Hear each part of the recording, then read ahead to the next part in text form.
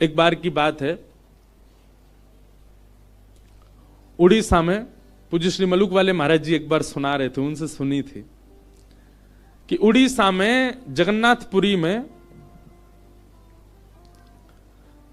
लक्ष्मी जी भ्रमण कर रही थी, जगन्नाथ भगवान की पत्नी लक्ष्मी,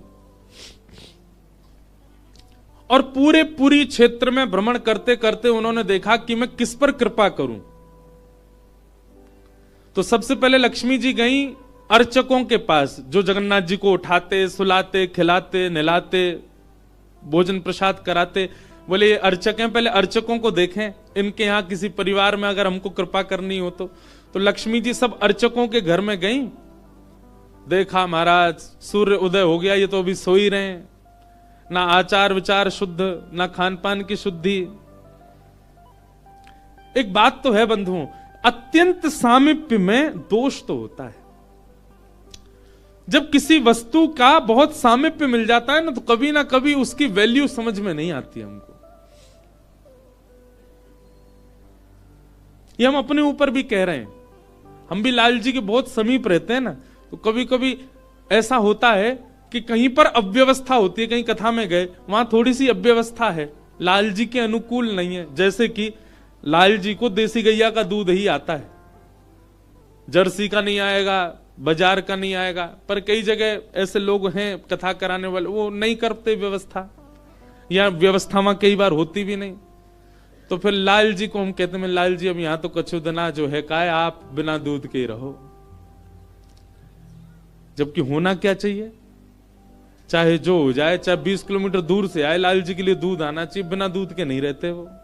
लेकिन हम ठाकुर जी को ऐसे कह देते हैं, कोई बात नहीं ठाकुर जी, यहां दूध नहीं मिल रहा, 7 दिन बाद कहीं और जाएंगे, वहां तो दूध आएगा आपके लिए। अब ये अत्यंत सामीप्य, इसलिए हम ठाकुर जी से निवेदन कर रहे हैं कि आप काम चला लो।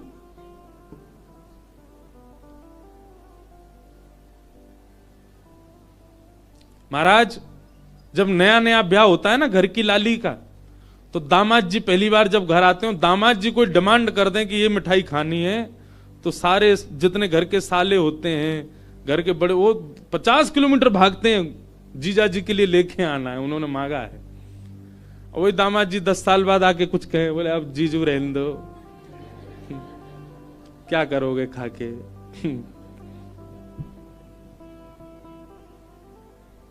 या फिर पहले ही फोन कर देते हैं, आप आएंगे, वो रास्ते में ही पड़ेगी दुकान, खुद ही लिया ना। अत्यंत सामीप्य के बाद में कहीं ना कहीं हमारा भाव जो है वो धीरे धीरे घटने लग जाता है। कभी कभी मैं आपसे भी निवेदन करूं, ठाकुर जी से भी विरह मांगो, हे नाथ कहीं मैं आपके बहुत समीप ना आ जाऊं, बहुत समीप आकर के कहीं मैं आपके प्रति मेरा भाव कम ना हो जाए। तो लक्ष्मी जी ने देखा महाराज सबरे पुजारी, अर्चक, साधक लेट लेट तक सो रहे हैं, ना आचार विचार शुद्ध, ना खान पान की शुद्धि, ना वस्त्रादि धुले हुए, एक ही वस्त्र हैं, 5-5 दिन तक उन्हीं को पहनने हैं। लक्ष्मी जी बोली ये मेरे रहने लायक स्थान नहीं है, इसको यहां नहीं आऊंगी मैं। और तभी लक्ष्मी जी ने आगे जाकर के देखा कि वह परिवार जिनको झाड़ू लगाने की सेवा थी, नाली आदि साफ करने की सेवा थी, जिनको मंदिर में प्रवेश तक नहीं करने दिया जाता, उनके घर में गोबर का चौका, सब ब्रह्म मुहूर्त में उठ गए हैं, तुलसी जी को जल दे रहे हैं, घर में बिल्कुल शुद्ध भोजन बन रहा है, आचार विचार की शुद्धि, हाथ स्वच्छ हैं, पैर बच, जन्म से उनकी जाति कहीं ऊंची नहीं है, लेकिन बाकी सब कुछ उनका स्वस्थ था, बिल्कुल शुद्ध था। एक बात याद रखना बंधु, लक्ष्मी जी की कृपा चाहते हैं ना, पवित्र रहना प्रारंभ कर दो। लक्ष्मी जी को पवित्रता बहुत प्रिय है। आपने आज जो वस्त्र पहने, कल अगर आपने पहन लिए, लक्ष्मी जी तुरंत चली जाएंगी। इतनी भी अपवित्रता लक्ष्मी जी को प्रिय नहीं है। लक्ष्मी जी बोली ये अच्छी है, इसके यहां मैं जाऊंगी। लक्ष्मी जी प्रत्यक्ष प्रकट हो गई उनके घर में जाकर के। अब वे तो बेचारे छोटे मोटे लोग, बेचारे ज्यादा धनवान तो थे नहीं। उन्होंने जब देखा कि अत्यंत गहने पहन रखे हैं, ऐसी मधुर सुगंधी आ रही है, रूप देख करके नेत्रों के पलक नहीं झपके जा रहे, सबने दंडवत प्रणाम किया। बोले आपका परिचय? बोले हम जगन्नाथ जी की गृहिणी हैं, साक्षात लक्ष्मी। वे सब घर के लोग, अरे हमारे घर का तो जल भी आपके स्पर्श योग्य नहीं है, हम तो ऐसे लोग हैं, हम तो नीचे लोग हैं। ये लक्ष्मी जी बोली, ये सब बात नहीं करो, हम लोग ठाकुर जी ये सब विचार नहीं करते। तुम्हारा आचरण देखो कितना शुद्ध, तुम्हारे व्यवहार कितना शुद्ध, तुम्हारी बुद्धि कितनी शुद्ध है। और सुनो, चौकी लगाओ, जो भी घर में बना है प्रत्यक्ष थाल में पधराओ, हम तुम्हारे यहां प्रसाद पा करके जाएंगे। पूरा घर भाव विवल हो गया, सबके नेत्रों में आंसू, साक्षात लक्ष्मी जी आई हैं, सबने पवाया। लक्ष्मी जी प्रेम से प्रसाद पा रही थी, तभी जगन्नाथ जी के बगल में ही विराजती हैं सुभद्रा जी, सुभद्रा जी के बगल में विराजते हैं श्री बलराम जी। बलराम जी भ्रमण कर रहे थे पुरी में, भ्रमण करते करते वो घर घरों में झांक के देख रहे थे क्या हो रहा है। जैसे ही उस घर में झांक के देखा तो श्री लक्ष्मी जी प्रसाद पा रहे हैं। बलराम जी बोले, राम राम राम राम राम राम, ये झाड़ू पोंछा बर्तन करने वाले लोग, इनके यहां पर चले जाओ, इन पे कृपा करो, पर भैया इनके यहां तो भक्ष भक्ष भी बनता होगा, मांस भी बनता होगा, और ये लक्ष्मी जी यहां बैठ करके प्रसाद पा रही, हमारी घर की बेटी, हमारी घर की बहू, बिल्कुल आचार विचार की शुद्धि नहीं रखी। नाक फूल गई। परिवार में 2-3 लोग ऐसे होते हैं उनकी नाक बहुत जल्दी फूल जाती है। पहले तो जेठ जी, दूसरी ननद जी, तीसरे फूफा जी हैं? इनकी नाक बहुत जल्दी फूल जाती है। ये हम यहां पे अगर कोई बैठे हो, जेठ जी, ननद जी, फूफा जी, बुरा नहीं मानना, आपके भी जेठ ननद फूफा होंगे, उनकी भी देखना नाक फूली रहती। बलराम जी की नाक फूल गई। महाराज आकर के कुछ बोले तो नहीं, मंदिर में आके बैठ गए। जगन्नाथपुरी में जो भात बनता है ना, इसीलिए जगन्नाथपुरी में एकादशी नियम नहीं है। क्यों? क्योंकि वहां जो भात निर्मित होता है, ऐसा मान्यता है कि वो लक्ष्मी स्वयं अपने हाथ से बनाती। जगन्नाथपुरी के रसोई घर में जितने भी हमारे अर्चक लगते हैं, प्रसाद बनाने वाले, उन सबको मानसी भाव से ऐसी भावना रखनी पड़ती है कि हम जगन्नाथ जी की गृहिणी लक्ष्मी हैं, तभी वो भात निर्मित करके ठाकुर जी को पधरा सकते, नहीं तो ठाकुर जी भोग नहीं लगाते। इसीलिए जगन्नाथपुरी में एकादशी का भाव नहीं। क्यों? एकादशी के दिन अन्न में पाप का निवास होता है, और लक्ष्मी जिस अन्न को छू दे उसमें पाप कैसे आ सकता है?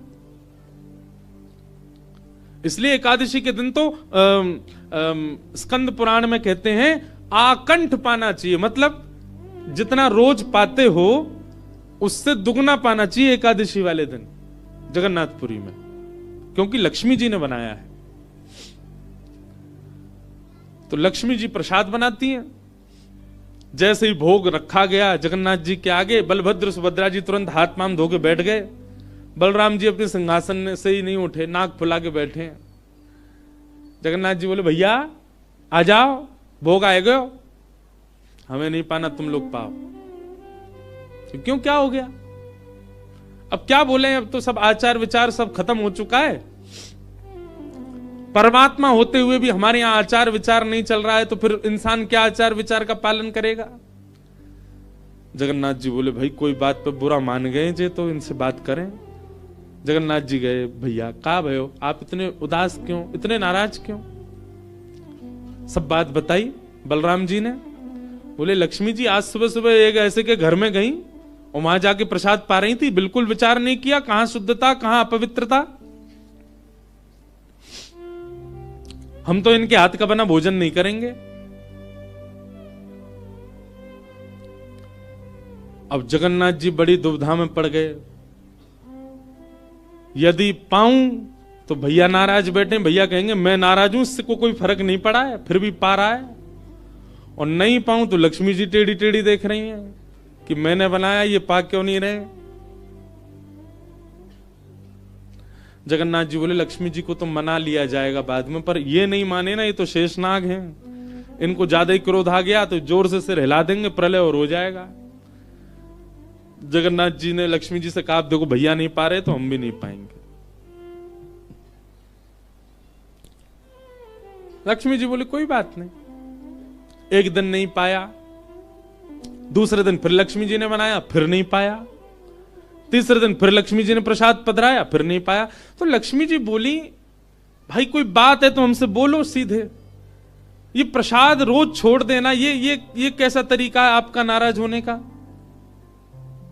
कहीं बलराम जी बोलते हुए सुन लिए लक्ष्मी जी ने कि भाई इनके हाथ का बना हम नहीं पाएंगे।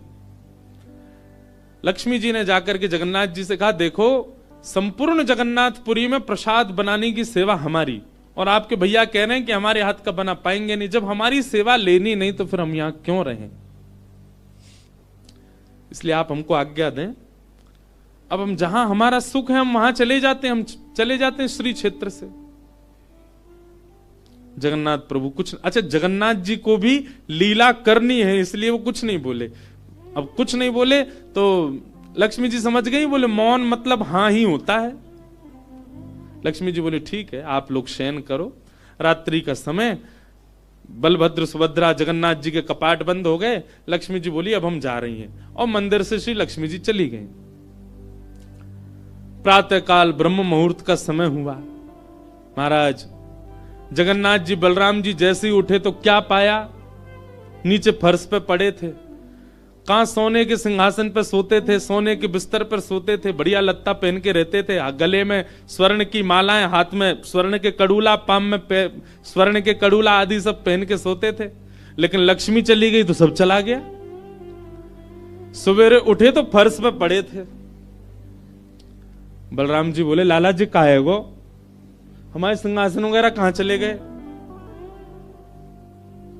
ठाकुर जी बोले लक्ष्मी जी चली गई ना, लक्ष्मी तो मतलब सब होता है। बलराम जी ने अपनी तिजोरी जाकर के खोली, सबरे वस्त्र चले गए, आभूषण चले गए, सब आयुध चले गए, फटे पुराने मैले कुचैले बिना धुले महीनों के सालों के वस्त्र पड़े थे। और यही होता है, लक्ष्मी जाती है तो यही रह जाता है। लेकिन बलराम जी भी अपनी पूरी उसमें थे, बोले कि हम भी कुछ नहीं कहेंगे, ठीक है जैसे हैं वैसे रह लेंगे, कोई लक्ष्मी जी के जाने से हम पे फर्क थोड़ी पड़ रहा है। चल लाला भोजन को समय है क्यों, प्रसाद पामे। ठाकुर जी बोले कैसे प्रसाद पाएंगे, प्रसाद तो लक्ष्मी बनाती है, लक्ष्मी चली गई, खुद ही बनाना पड़ेगा। बोले हाँ हाँ तो हम पे कोई बनावी कमी, हम दोनों मिलके बनाएंगे।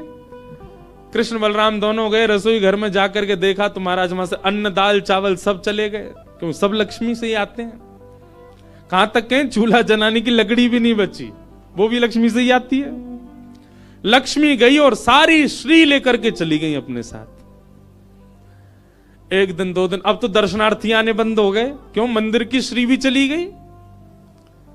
जगन्नाथ जी और बलराम जी चुपचाप बैठे हैं अपने सिंहासन पर, भूखे प्यासे बेचारे, आंख बाहर निकल आई।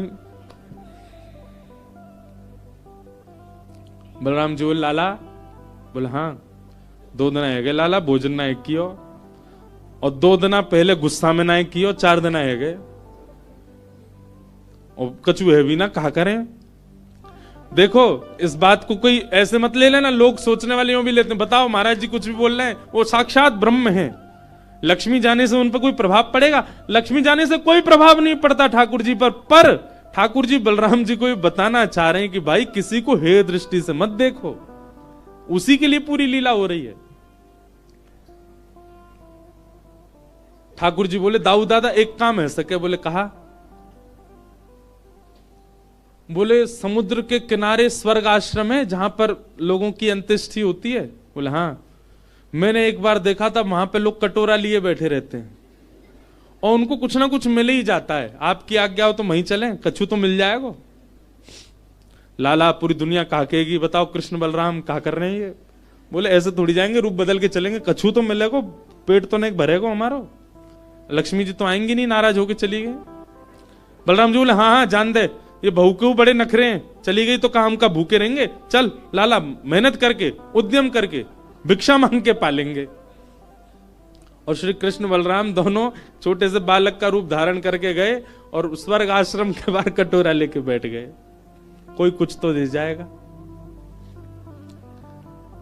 ठाकुर जी और बलराम जी अपनी झोली फैला के जय जगन्नाथ मैया तेरा भला हो, कुछ दो। और कोई कुछ नहीं दे। एक ने तो डांट दिया, बोले हे छोटे बालकों क्या करते हो, विद्यालय जाया करो, पढ़ाई लिखाई किया करो, क्या बचपन में आके बैठ गए हो यहाँ पे। बलराम जी बोले लाला ही तो बहुत डांट रही है। ठाकुर जी मनी मन कहें और कर लो अपमान लक्ष्मी जी का। इतने में ही एक महात्मा आए, उन पर धन तो था नहीं, लोग वो खाते ना मूढ़ी, भेलपूरी, झाल मूढ़ी बोलते हैं उसको, फूले फूले से होते हैं, क्या बोलते हैं उसको, मूढ़ी बोलते हैं ना, समझ गए ना सब। गंगा जी के किनारे भी लोग खाते हैं, उसमें नमकीन नमकीन मिला के बढ़िया। तो उनके पास में बस मूढ़ी थी, महात्मा जी के पास में। भेल थी, भेल तो लाई भी बोलते हैं उसको, लाई। ठाकुर जी ऐसे झोली फैला के बैठे, बलराम जी भी। तो महात्मा जी ने क्या किया, ऐसे करके लो बच्चों, लो पालो, पेट भर लो। बलराम जी बोले लाला एक समय को भोजन तो मिल ही गए। ठाकुर जी बलराम जी दोनों खुश हुए। लक्ष्मी जी ने दूर से देखा, ए पवन देव जोर से बहना प्रारंभ करो। ऐसी जोर की हवा चली महाराज, सबरी मूढ़ी उड़ गई। बलराम जी और ठाकुर जी पीछे पीछे भागे, मूढ़ी सबरी उड़ गई।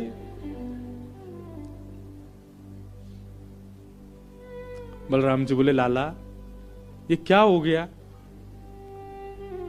बोले भैया हम संकोच में कुछ कहते नहीं, आप बड़े भैया हो, पर हम एक बात कहें, ये लक्ष्मी के बिना सब हाल हो रहा है हमारा। ठीक है बहू है, आपने समझा देते, आप भी बिल्कुल नाक फुला के बैठ गए, गुस्सा है के बैठ गए, चली गई बेचारी।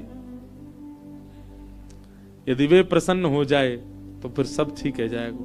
अरे ना बेटा कोई बात नहीं, हम तो क्षमा मांग लेंगे, तेने पहले क्यों ना कही मोते।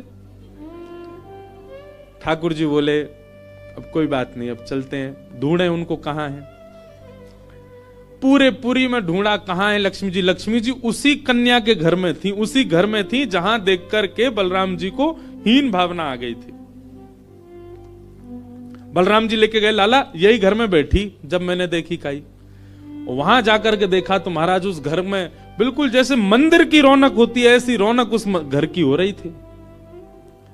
फर्श लगे हुए हैं, बढ़िया सोने चांदी के बर्तन रखे हैं, एक जगमगा रहा है मणियों से पूरा घर भवन।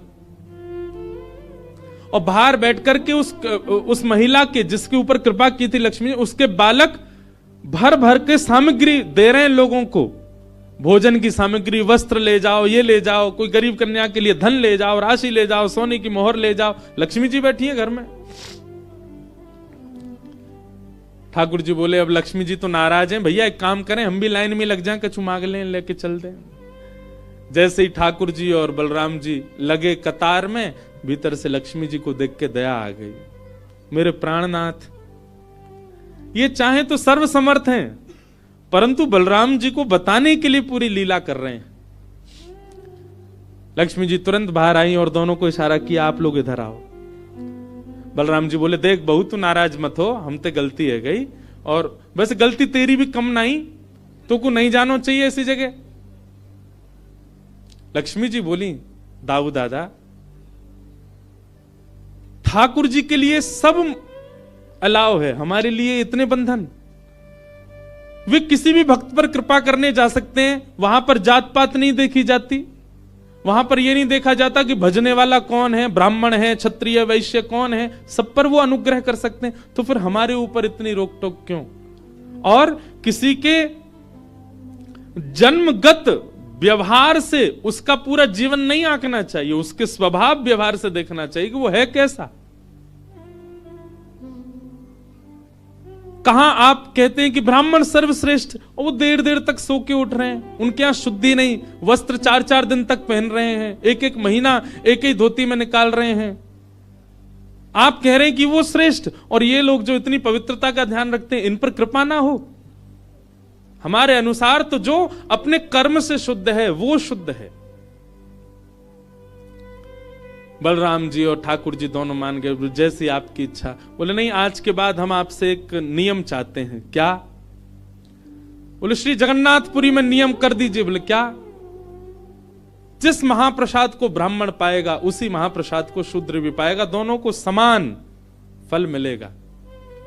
और यहां महाप्रसाद का ऐसा नियम रखा जाए कि अगर एक ही पत्तल में दोनों बैठ करके पालें तो दोनों को समान पुण्य प्राप्त होगा। महाप्रसाद पाते ही, अन्य तीर्थों में तो बहुत साधन करने पड़ेंगे, पर पुरी में आकर के कोई एक तिनका भी यदि महाप्रसाद का पाले तो उसको सर्व साधनों का फल प्राप्त हो जाए। और किसी भी प्रकार से यह ना देखा जाए कि कौन किस वर्ण का है, वो स्वभाव से शुद्ध होना चाहिए। हम सबको हृदय लगा में, अगर ये सब आपको मंजूर हो तो मैं राजी हूं। राजी हुए और तब से श्री जगन्नाथपुरी में ये सब नियम नष्ट कर दिए गए। महाप्रभु जी सबके लिए सुलभ हो गए। कहां तक कहें, जब ठाकुर जी बीमार होते हैं ना, तो ठाकुर जी की सेवा ब्राह्मण नहीं करते, अन्य वर्गों की ही सेवा होती है श्री ठाकुर जी की। वे ही ठाकुर जी को अंतरंग भाव से सेवा करते हैं, उन्हीं से ही ठाकुर जी प्रसन्न होते हैं। तो व्यक्ति का व्यवहार, स्वभाव, उसकी विचारधारा वो उच्च होनी चाहिए। वो जन्म से कौन है इससे फर्क नहीं पड़ता।